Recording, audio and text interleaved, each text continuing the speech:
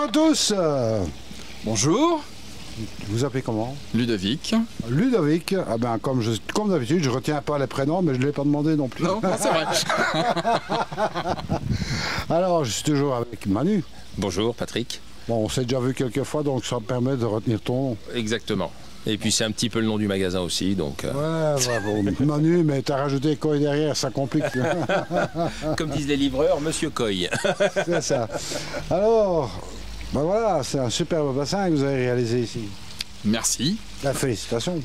C'est pas tout à fait fini, mais ouais. Content d'avoir pu travailler avec Manu sur la réalisation de ce projet complètement inventé. Voilà, alors justement, quel est le cheminement de ce projet?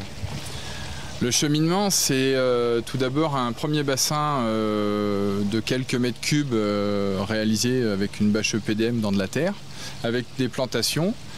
Et puis on a déménagé et sur ce nouveau terrain, avec cette nouvelle maison, je voulais plutôt faire un vivier, vraiment un bassin spécifique Coy, mais garder quand même autour une ambiance végétale assez marquée pour éviter un côté trop dur, voilà, trop dur. C'est une excellente idée. En plus, bon, vous avez un magnifique Gunera qui ne demande qu'à grandir. Oui, il est tout neuf, tout récent. Il a des feuilles à peu près 10 cm². Oui. Il devrait faire des feuilles gigantesques vu le climat. Donc, il est fragile en ce moment. La chaleur ne l'a pas beaucoup aidé. Alors, vous avez aussi un magnifique lotus qui donne déjà des fleurs, des boutons. Qui vient de la première maison et qui a été transplanté plusieurs fois et qui est venu dans son bac final et puis auquel il faut donner à manger aussi, c'est très gourmand. D'accord, alors vous avez encore un long bac qui fait la longueur du bassin mais qui n'est pas encore planté aujourd'hui? Non, tout à fait, qui va être après arboré par des différentes prêles, des nénuphars, différentes plantes aquatiques. D'accord. Et puis vous avez encore deux bacs supérieurs qui sont de gauche et de droite de la lame d'eau. Oui, tout à fait. Deux bacs aussi qui seront habillés et puis encore un quatrième derrière pour vraiment donner une ambiance autour du bassin le plus végétal possible. Alors, ce qui est à noter, c'est que ces bacs ne sont pas en communication directe avec le bassin. Non, les deux systèmes bacs, on va dire vivier Coy, est vraiment complètement étanche avec son système de filtration. Et ensuite, les bacs autour végétalisés sont reliés les uns avec les autres par système de trop-plein, mais aucun mélange d'eau pour éviter justement les apports de nitrates de différentes matières pour pas nuire aux petits bébés. Exactement, qu'on a pu voir qu'ils adorent qu'on leur nourrisse à la main. Ah oui, ils sont un petit peu feignants, ils aiment bien qu'on leur donne à manger à la main, voilà, c'est ça. Alors, les petits bébés, ils ne sont pas là depuis longtemps puisque le bassin n'est pas opérationnel depuis très très longtemps. Non, la mise en eau s'est faite il y a 3 mois, 3-4 mois à peine, et puis les poissons sont arrivés il y a 2 mois, pour la majorité, oui, il y a 2 mois. Bon alors, Manu. Oui. J'ai une mauvaise nouvelle pour toi. Qu'est-ce que tu vas vendre comme poisson à ces gens, hein? Tu reviens 2 mois plus tard, tu reconnais plus ce que tu as vendu tellement qu'ils ont grandi. Ouais. C'est quoi ça?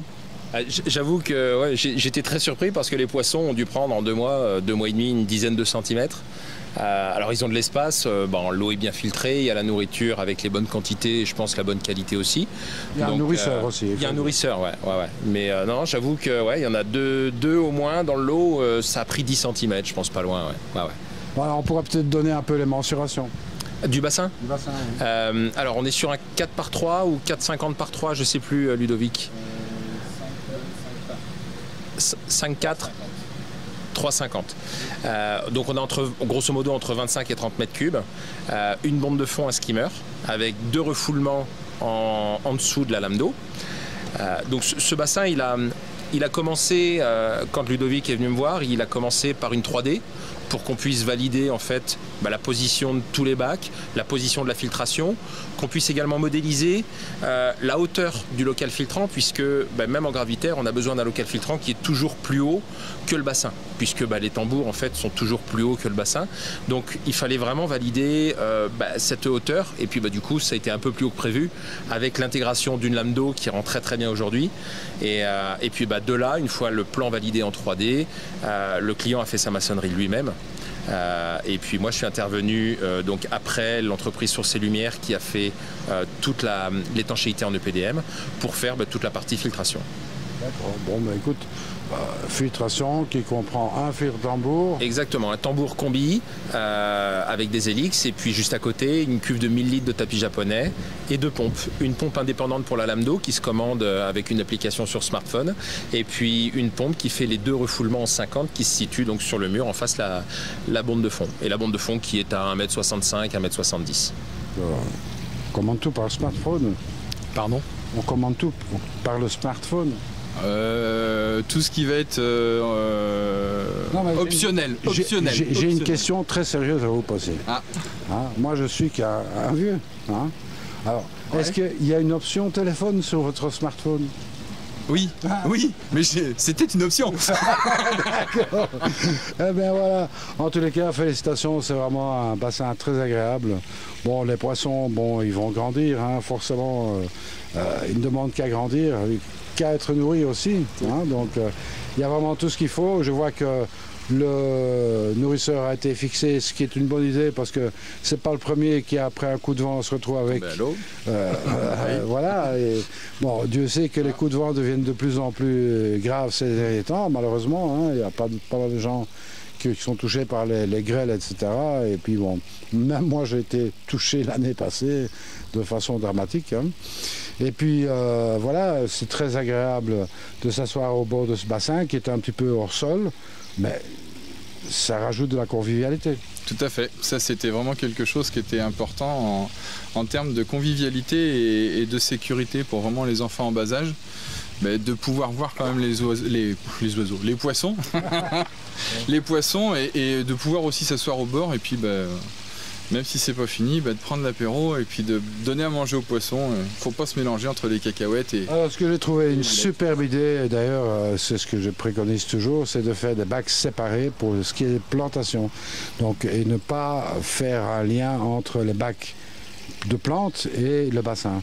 Donc on peut très bien utiliser l'eau du bassin, c'est même souhaitable parce que ça permet de diminuer les nitrates, etc. Donc, et les plantes en profitent. C'est une bonne eau pour les plantes. Voilà, et puis alors surtout, ce qu'il faut savoir, c'est que les algues, elles croissent moins via les nitrates, mais plus via les phosphates. Les phosphates qui sont un déchet de la nourriture. Si on donne de la nourriture fortement azotée, etc., on a forcément des phosphates qui vont commencer à progresser dans le bassin. C'est un bon moyen d'éliminer ces phosphates en faisant des changements d'eau et de faire profiter les plantes, évidemment. Plantes autour. Voilà. Et moi, je trouve que c'est une excellente idée. Ouais. Bon, c'est comme ça que je vois les choses aussi. Complètement. Et puis, je tenais à dire également par rapport au côté convivial et au fait qu'on puisse s'appuyer au bord du bassin, que la hauteur hors sol a été, je crois, longuement une question étudiée pour savoir quelle était la hauteur idéale en fait pour pouvoir s'asseoir sans être trop bas ni trop haut et continuer de profiter du bassin. Et ça, c'est quand on a des bacs hors sol, c'est vraiment très important d'étudier ça, parce que quand le bac est trop haut, en effet, on ne peut pas en profiter. C'est ça. Bon, on ne va pas donner le secret de la hauteur, mais enfin... Il faudrait s'asseoir sur une chaise pour ça. Considérer qu'il y a 2 blocs perpin et un petit peu, donc voilà. C'est un peu moins que chez moi. Mais moi, je suis plus grand. Donc voilà. En tous les cas, félicitations pour cette réalisation. C'était très bien pensé en tous les cas. Je pense que vous allez avoir beaucoup de plaisir de ce bassin, qui doit être encore terminé, bien sûr, il y a encore des aménagements à faire. Il y a encore pas mal de choses à faire chez vous, mais c'est un vrai ravissement de venir voir ça. Et puis, bon, peut-être qu'on aura l'occasion de revenir un jour. Oui, complètement. Le but, une fois de plus, c'est de suivre le bassin sur 1 an, 2 ans, 3 ans, voir l'évolution des poissons, l'évolution des plantes, le côté paysager qui peut toujours donner plein d'idées à tous ceux qui regardent les vidéos, et c'est le but premier. Voilà, j'espère que cette petite vidéo vous aura plu. Moi, il me reste à vous dire à très bientôt. Restez attentifs parce que nous, on va encore visiter d'autres. Oui, on en a encore quelques-uns à faire. Oui. Alors, en attendant, surtout, ne soyez pas sages. Je le dis suffisamment. Ouais. Mais est-ce que c'est suffisamment appliqué, hein? Je ne sais pas. Bon, il fait chaud. Là-dessus, santé. Ouais. On va aller boire un coup. On va boire un coup. Attention, parce que... Avec modération, modération. Non, jamais avec modération. Allez, à très bientôt. Ciao, ciao.